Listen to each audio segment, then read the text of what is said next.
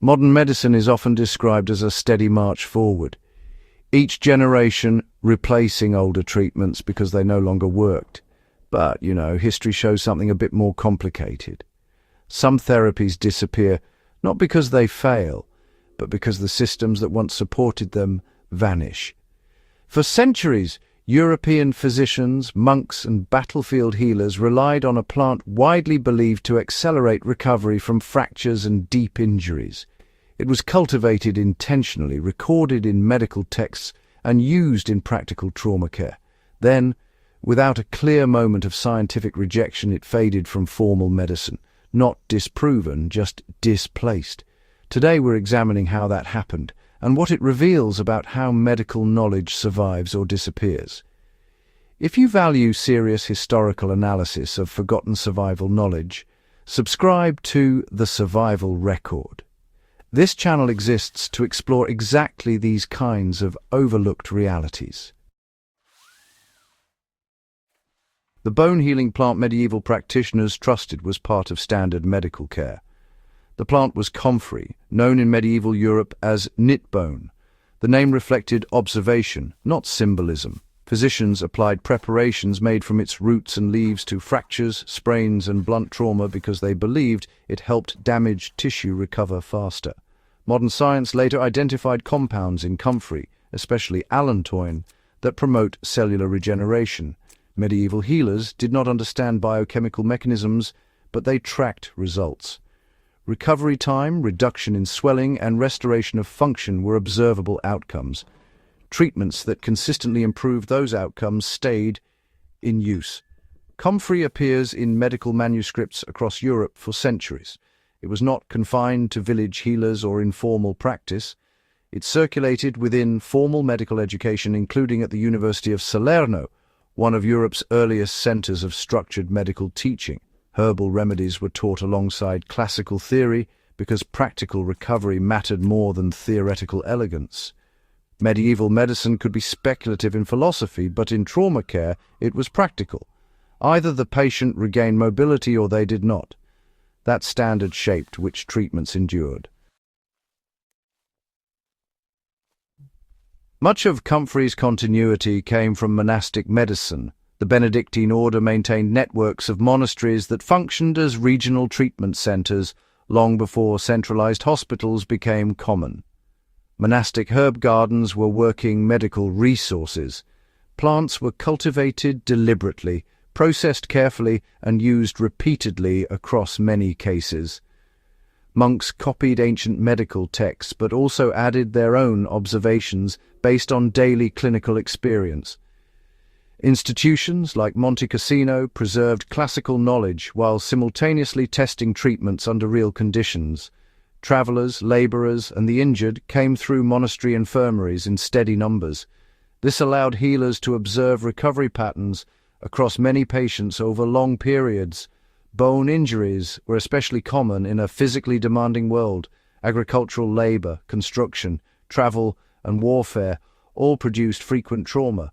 When a preparation consistently reduced swelling or improved functional recovery, its value became clear through repetition. Comfrey remained in monastic gardens because it justified the space it occupied. In a resource-limited environment, ineffective treatments simply were not maintained. Understanding why bone-healing remedies mattered so much requires understanding medieval physical reality. Most people lived by continuous manual labor. Injury threatened not only health, but livelihood and survival. In military settings, recovery speed could determine whether a soldier returned to movement or became a burden on already strained resources. Campaigns were mobile. Armies could not support large numbers of immobilized wounded for long periods. Medical priorities therefore centered on restoring usable strength quickly. Perfect structural alignment mattered less than functional recovery. A limb that could bear weight again, even imperfectly, meant survival. Comfrey was used alongside splinting and rest. Its purpose was not to replace mechanical stabilization, but to support biological repair. Within an environment where mobility determined survival, Even modest improvements in healing speed had practical significance.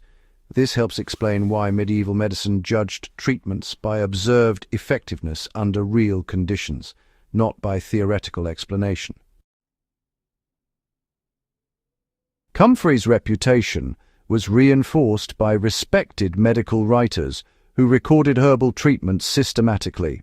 Among them was Hildegard of Bingen, whose extensive writings described preparation methods and therapeutic uses for numerous plants.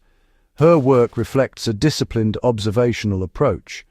Remedies were described in relation to specific conditions and expected outcomes.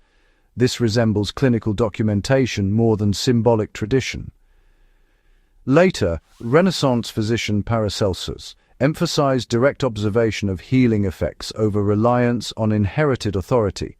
He argued that natural substances had specific physiological actions and should be evaluated by their results.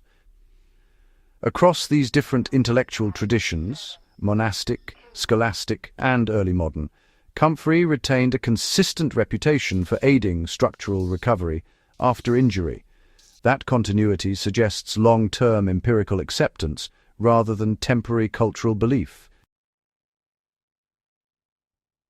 The decline of Comfrey began when European medicine shifted toward chemical isolation and institutional standardization. From the 17th through 19th centuries, healthcare systems increasingly favored treatments that could be measured precisely, manufactured consistently, and distributed widely. Herbal preparations were difficult to standardize. Their potency varied depending on soil, climate, and preparation method. As pharmaceutical chemistry advanced, isolated compounds with predictable dosage became easier to regulate and integrate into centralized medical systems. Professional licensing also reshaped legitimacy. Knowledge outside universities, hospitals, and regulated practice gradually lost authority regardless of historical effectiveness. Treatments that could not be quantified or mass-produced became marginal. Comfrey was not formally disproven. It simply became incompatible with the emerging structure of industrial medicine. Modern warfare reinforced medical standardization on a massive scale. Industrial warfare accelerated this transition. Large armies required uniform treatment protocols that could be applied rapidly across vast medical networks. Supply chains demanded predictable, transportable therapies. Bone injuries in modern warfare often involved complex trauma from high-velocity weapons and explosive fragmentation. Surgical reconstruction, antiseptic control, and mechanical fixation became central priorities. Within that environment, plant-based topical treatments requiring cultivation and preparation no longer fit logistical needs. Even if beneficial in limited contexts, they did not align with large-scale medical organization. Standardization favored what could be packaged, measured, and distributed globally. Monastery medicine had been local, adaptive, and observational.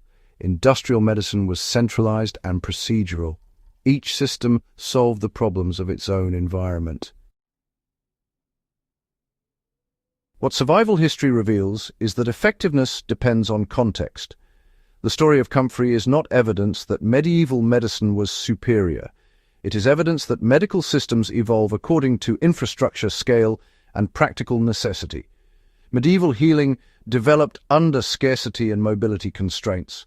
Industrial medicine developed under mass production and centralized authority.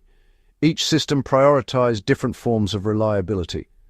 When environments change, knowledge that once solved real survival problems may disappear, not because it failed, but because it no longer fits institutional priorities. For historians and survival thinkers alike, this distinction matters.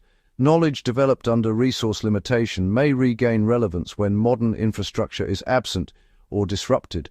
Historical medicine often reflects centuries of adaptation to precisely those conditions. Remembering what was abandoned helps us understand how knowledge is filtered. Comfrey's long history reminds us that medical knowledge is shaped not only by evidence, but by systems of authority, logistics, and regulation.